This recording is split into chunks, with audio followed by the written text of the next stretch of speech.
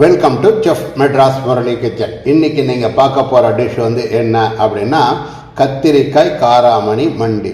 So இந்த கத்திரிக்காய் காராமணி மண்டி எப்படி செய்யறது, அதுக்கு என்னென்ன தேவையான பொருட்கள் அப்படிங்கிறத பார்க்கலாமா? அதுக்கு முன்னாடி நம்ம சேனலை சப்ஸ்கிரைப் பண்ணாதவங்க சப்ஸ்கிரைப் பண்ணி பக்கத்தில் உள்ள பெல் பட்டன் ப்ரெஸ் பண்ணுங்கள். தினம் நான் போடக்கூடிய வீடியோவை பார்த்து என்ஜாய் பண்ணுங்கள். இதுக்கு நான் வந்து கடுகு வந்து என்ன பண்ணியிருக்கேன், கொஞ்சமாக அரை ஸ்பூன் எடுத்துருக்காங்க. காஞ்ச மிளகா 2 காஞ்ச மிளகாவை இந்த மாதிரி கிள்ளி வச்சுக்கோங்க. வெந்தயம் கொஞ்சமாக சிறிதளவு. அதுக்கு அடுத்தது உங்களுக்கு ஜீரகம் வந்து 1 ஸ்பூன் அளவுக்கு இருந்தால் போதுமானது, அதுக்கு கம்மியாக இருந்தாலும் தப்பு கிடையாது. அதுக்கு அடுத்தது மஞ்சத்தூள் 1 ஸ்பூன், சின்ன ஸ்பூனால் 1 ஸ்பூன், 1 டேபிள் ஸ்பூன் வேண்டாம், ஒரு சின்ன ஸ்பூன். Oil 2 spoon.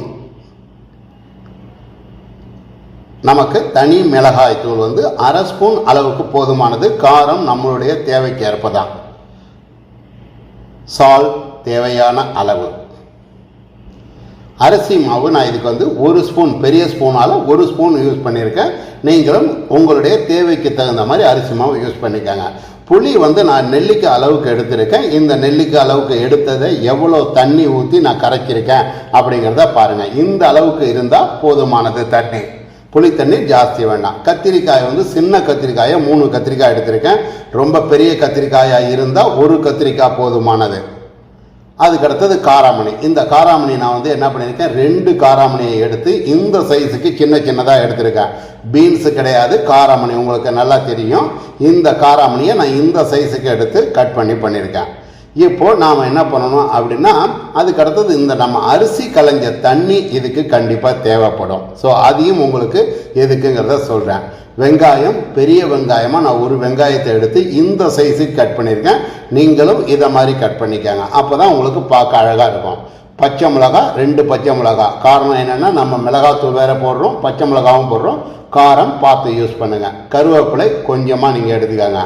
அரிசி முதல் தரம் கலைந்த தண்ணீர் வந்து நமக்கு வேணும். அதாவது வந்து நம்ம அரிசி வந்து சாதம் வைக்கிறதுக்கு முன்னாடி களைவோம் இல்லையா, அந்த தண்ணியை கொஞ்சமாக தண்ணி ஊற்றி கெட்டியமாக நீங்கள் இந்த மாதிரி பதத்துக்கு எடுத்து வச்சுக்காங்க.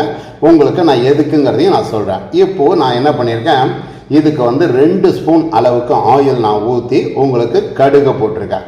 ஸோ மண்டி அப்படின்னும் போது அந்த கண்டிப்பாக அந்த அரிசி களைஞ்ச தண்ணி நமக்கு வேணும். வெந்தயம் போட்டுக்காங்க.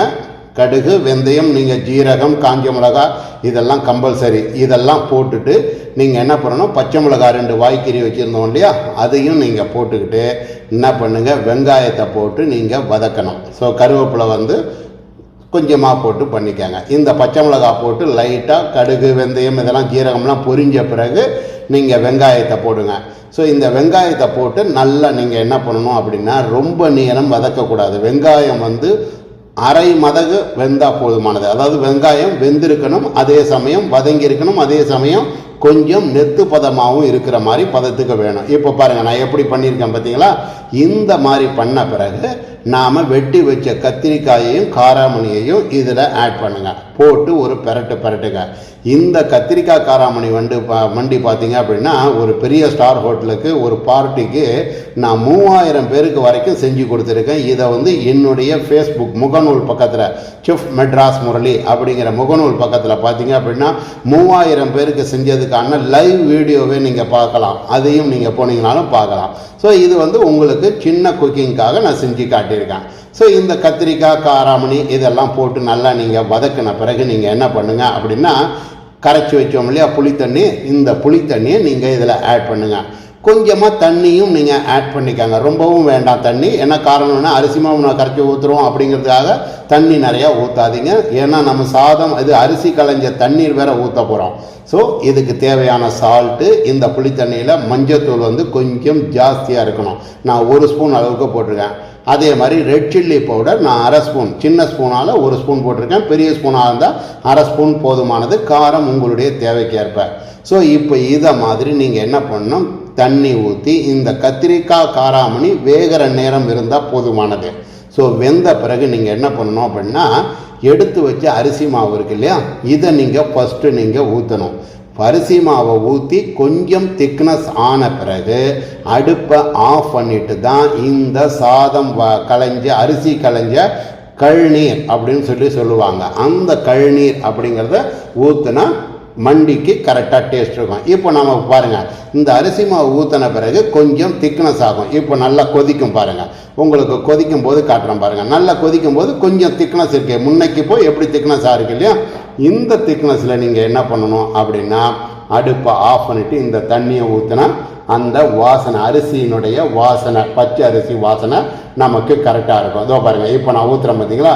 இது ஊற்றின பிறகு நீங்கள் அடுப்பு ஆஃப் பண்ணிடுங்க. ஸோ இந்த கத்திரிக்காய் காராமணி மண்டியை உங்கள் வீட்டில் செஞ்சு பாருங்கள். செஞ்சு பார்த்து எனக்கு லைக் பண்ணுங்கள், ஷேர் பண்ணுங்கள், கமெண்ட்ஸ் பண்ணுங்கள்.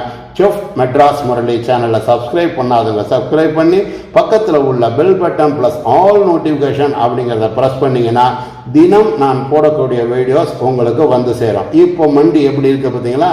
இதை மாதிரி ஏற்கனவே நான் வெண்டைக்காய் மண்டி அப்படிங்கிறதையும் நான் போட்டிருக்கேன். ஸோ அதையும் நீங்கள் பார்த்து என்ஜாய் பண்ணுங்கள் அப்படின்னு சொல்லிட்டு, இந்த நாள் இனிய நாளாக அமைய உங்களிடமிருந்து விடைபெறுவதற்கு முன்னாடி இந்த கத்திரிக்காய் காராமணி மண்டி அப்படிங்கிறது கிட்டத்தட்ட உங்களுக்கு வந்து பார்த்தீங்கன்னா புளிப்பு, அரிசி, அந்த சாதத்தினுடைய தண்ணி இதெல்லாம் பார்க்கும்போது ஒரு கொஞ்சமாக ஒரு வத்த குழம்பும் இல்லாமல் புளிக்குழம்பும் இல்லாத ஒரு டேஸ்ட் மாதிரி தான் இருக்கும். அதே மாதிரி இது வந்து உங்களுக்கு தயிர் பச்சடி, இது உங்களுக்கு வந்து கூட்டு எப்படி இருக்கும் அதை விட கொஞ்சம் திக்னஸ் தான் இருக்கணும். ஸோ நீங்கள் இந்த கத்திரிக்காய் காராமணி மண்டியை செஞ்சு பார்த்து எனக்கு லைக் பண்ணுங்கள், ஷேர் பண்ணுங்கள், கமெண்ட்ஸ் பண்ணுங்கள். இந்த நாள் இனிய நாளாக அமைய உங்களிடமிருந்து விடைபெறுவது உங்கள் ஷெஃப் முரளிதரன். நன்றி, வணக்கம்.